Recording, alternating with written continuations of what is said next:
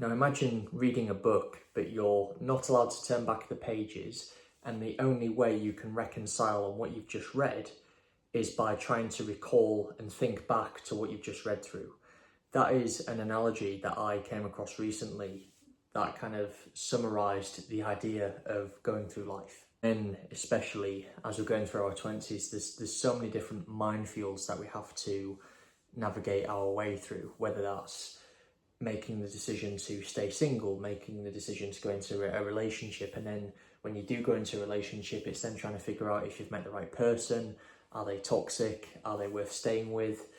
You've then got the trade-off that you have to make of potentially leaving toxic friendships to potentially, grow and develop as a person. The idea of potentially setting up your own business. You kind of get the point. There's so many different options that we have to navigate, and the only way we will know if we've made the right decision is with the luxury of retrospect, or the luxury of hindsight.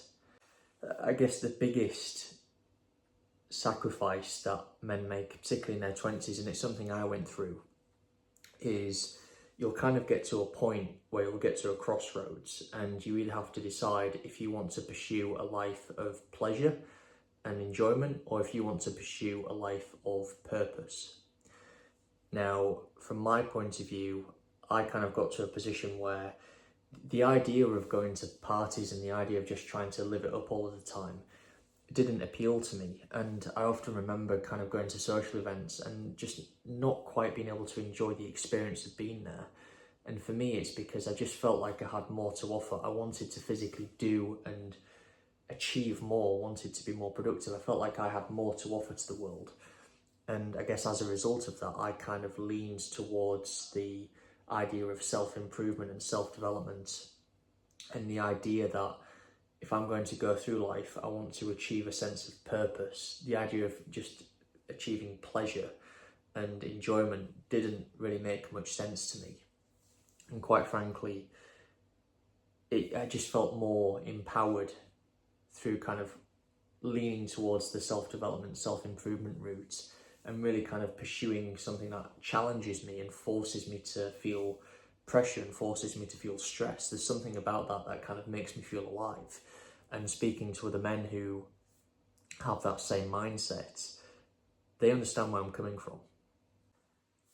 I guess from my point of view, as I've kind of gone through that process of making that sacrifice of kind of neglecting the idea of fun and pleasure and just focusing on the idea of pursuing purpose, I think something I've learned in retrospect is just trying to strike a little bit more of a balance. Chris Williamson had alluded to it recently. He'd made a video on the idea of enjoying life more, in that you shouldn't just kind of tuck your eggs away in a basket for long periods of time and wait until like 10 years from now and then enjoy it, because by that point, a big chunk of your life has already passed. You're older, you're not as kind of youthful as you used to be, and you're not giving yourself as much time to actually enjoy life when you really think about it.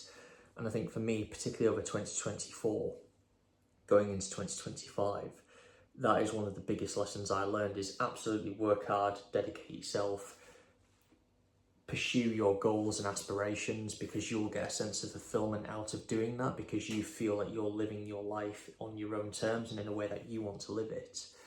But then I think from my point of view, it's just being able to strike that balance of being able to take a step back a bit and just allowing yourself to enjoy life a bit.